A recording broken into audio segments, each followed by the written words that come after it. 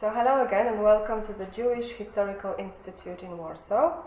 I have here with me Agnieszka Witkowska Krych, who is an author of an excellent book about the last moments of Korczak and his children. And she's here today in her role of an anthropologist who knows a lot about Korczak and the Ghetto times and the Warsaw context. We are about 700 meters from Korczak's home on Nowosalwatorska 6, so we are still in the home area of Korczak. And I would like to ask Agnieszka a few questions about the life during the wartime. So, first of all, I'd like to ask you about Korczak's obsession with hygiene. That's a very relevant question, I would say, especially of the time of kind of pandemic.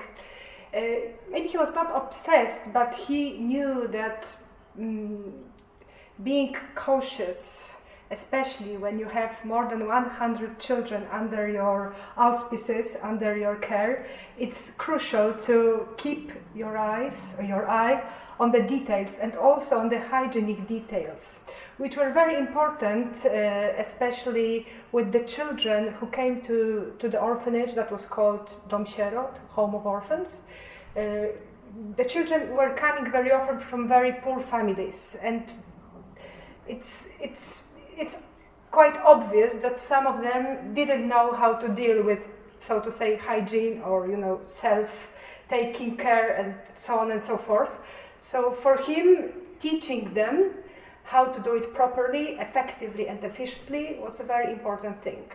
And actually what is important and in my opinion very, very interesting, that he was teaching them by showing the example. And for example, he established something that was called a shoe workshop or cleaning shoe workshop that was called Shine, Bright and Elegance, where he was teaching the children how to keep their shoes in order, how to clean them, how to put the special oils and things in order to make those shoes last a bit longer. That was not only because of the hygiene, but also because of the economic reasons. I mean, when you have more than 100 children and you need to keep in order more than 100 pairs of shoes, and you cannot replace them or, buy a new pair every week. So that was quite an important attitude and also practice. Because it was times of typhoid and other diseases that were prevalent in the area.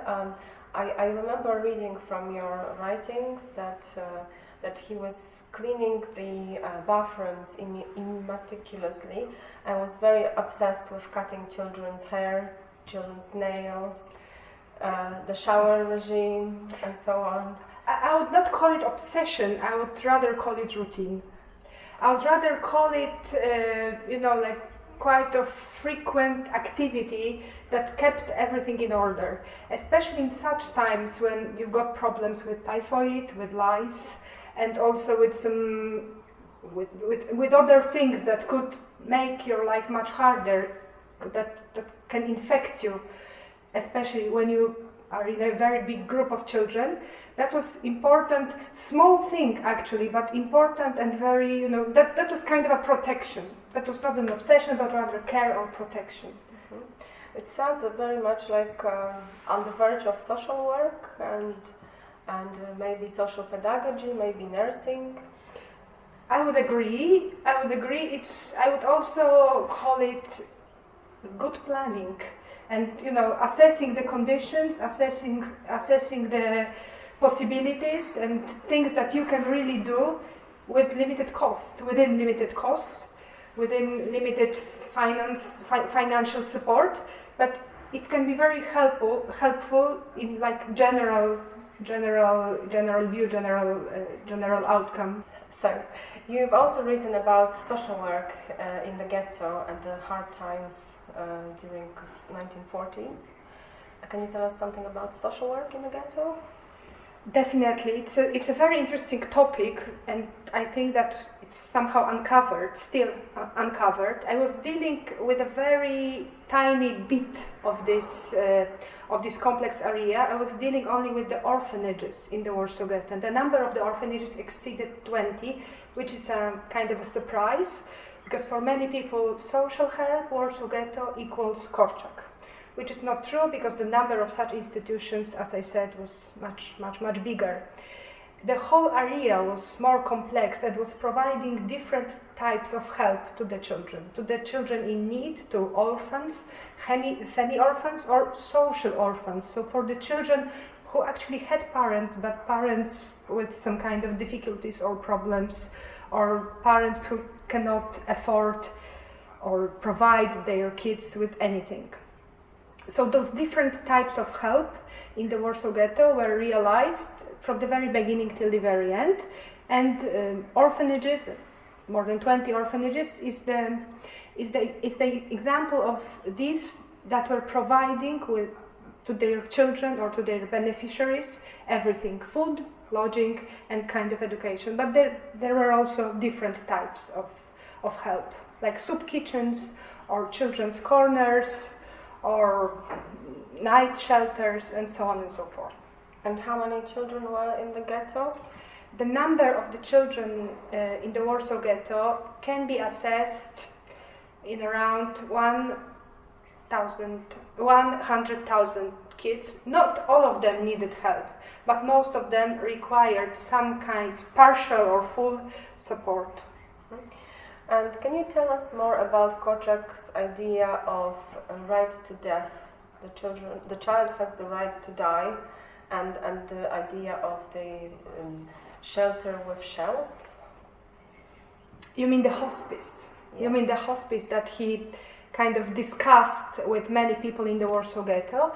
He had this idea because he knew that he will not be able to help everyone. He also knew that all of the organizations working in the Warsaw Ghetto that were designed to provide help to the children will not be able to provide this support to everyone.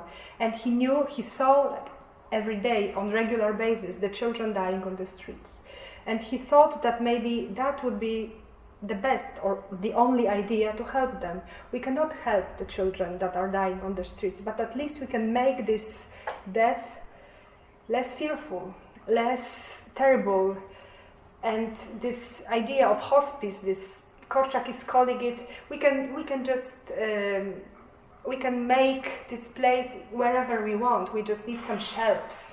We'll just put the children on the shelves, and the only person that is going to be employed there is the person who will turn the light on and put some and make the temperature high enough in this room. So he knew, he assessed his possibilities, and he knew that he cannot do more than it's possible. So that was the idea. That was the idea, to do at least something for these who are dying on the streets, from hunger, from diseases, from just being abandoned. Mm-hmm. And was there any chance for children to escape from ghetto? Were there any way to get your children out to the area inside? It depends on the situation of the children. It depends on the situation of the family. Because in order to organize escape from the ghetto, you needed many preparations. You needed to have Aryan documents, so-called Aryan documents. You needed to be prepared how to act outside of the ghetto, how to pray like a Catholic child, how to tell your family story where there is no Jewish members. You had to know how to act in situations that you didn't know from before, like for example how to sing songs that are customary for the Polish children, and so on and so forth. So that was the first level, preparations. Then after, money. So in order to send your child outside of the ghetto, you needed to have enough funds for, actually no one knows for how long, because no one knew how long the war situation, how long the occupation will last. So actually you needed loads of money, and you also needed people that you could trust, friends, colleagues, or whoever, but a person that is reliable. And of course, organizing such a transfer from the ghetto to outside was a very complicated thing, very costly, and only those people who had enough connections, enough funds, enough money, whatever, or enough knowledge of Polish also, Polish language, that was quite crucial. If you are on the Aryan side during the wartime, you cannot speak Yiddish because everyone can tell that you are Jewish. You need to speak perfect Polish. You have to know the traditions of Polish school also. You have to act like a typical Polish Catholic child raised in a pure Catholic home. So that was quite complicated, as I told already, very costly. So it was impossible to organize such thing for the children from an orphanage. Mm-hmm. Because the number of the children in the orphanages was much bigger than only one single child in one particular wealthy family. So actually not many children, I mean very few children from the orphanages, from the institutions, were sent outside of the ghetto. And probably that's the reason why the children shared also the fate of the institutions that were taking care of them. Can you tell us a few words about Irena Sendlerowa, and her quest to smuggle children out from the ghetto? So Irena Sendlerowa was a social worker before the war and also during the war, during the Second World War. She had the possibility to enter to the Warsaw Ghetto. She had some colleagues there also. She was in touch with them all of the time. And she was one of these people. She was one of the chain actually of people who were trying to take out the children out of the Warsaw Ghetto, put them either in Catholic families or in convents, Catholic convents, and provide them with some support during this stay. Irena Sendlerowa was claiming after the war that she knew Korczak, that she was meeting with him. She also said that she saw him during his last march, which is actually a bit unlikely because on the 5th of August 1942, not many people were allowed to enter the ghetto. Actually, probably no one was allowed to enter the ghetto from outside. So it's very... I don't want to tell that I don't trust her, but the probability of her being there at that moment is not very high. Yes, because you studied so many documents, personal documents about Korczak and the life in the ghetto. Can you tell us what kind of person he was, from a sort of humanist perspective? In anthropology of culture, there is something that is called humanistic coefficient, współczynnik humanistyczny, by Florian Znaniecki. In order to get someone, it's the best, in order to get to know someone and someone's history, experience, the best idea is to go into his shoes and stand in his shoes in the situation where he or she was living. So actually knowing Korczak, for me, getting to know Korczak, the best idea to get to know Korczak is to read his works, actually. Of course, it's very interesting to hear external voices, but for me, the main source of Korczak life is his diary or his writings. Of course, it's subjective. And lighting this subjective narration with a little bit more objective narrations is always a good idea. So of course, I was also using many personal testimonies or personal stories of other people. But the most important, the most valuable source was Korczak's writings. So what was he like? He was calling himself that he is very short-tempered, which I can agree, because from many also external testimonies we can see that with children he was calm like a sheep. But with the adults, when he was, I don't want to say fighting, but actually he was fighting for resources. He was not a very easy person. He was not an easy person. He was a rather very determined, very focused on his kids, on his children. He was not interested in helping everyone. In some of the documents I have found an interesting story of Kazimiera Kagan, who was cooperating with Korczak at some point of social help, and she was claiming after the war that they agreed during the war, during the ghetto time, they agreed with Korczak that they are not going to share the money that they got from someone. They are not going to give them to share between or among another institutions. They decided to keep them for themselves because they knew that probably they will do the best use of those funds. So Korczak is not like a crystal, but he is like a crystal with some scratches, but those scratches are the most interesting in his life. Okay, because I remember reading in your book that he was a smoker. He was a smoker, he was drinking alcohol. As a medical doctor, he had legal amount of vodka, or actually spirit.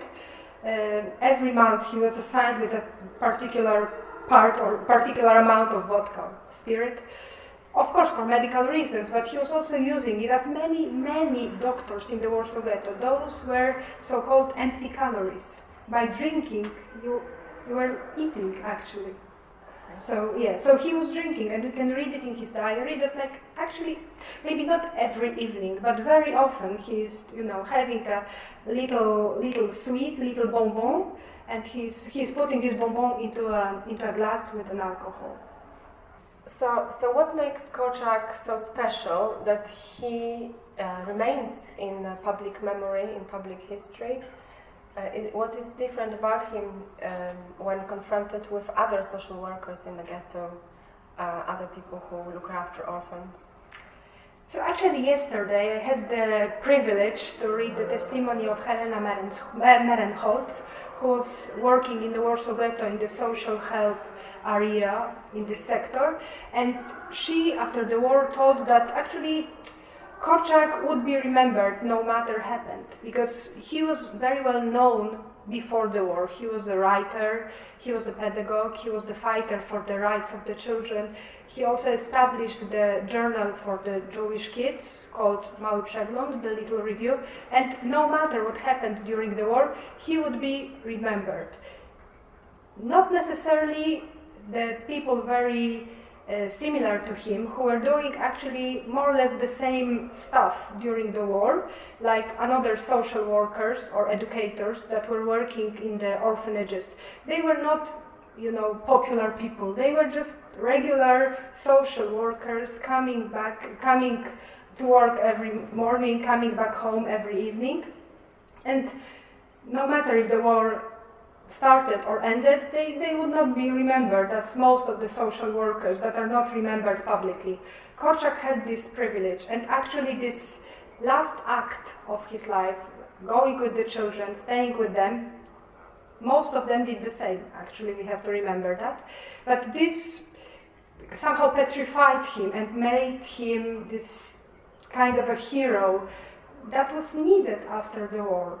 That was needed by the public after the war, to have this person, to have this figure of being faithful to the last moment of life.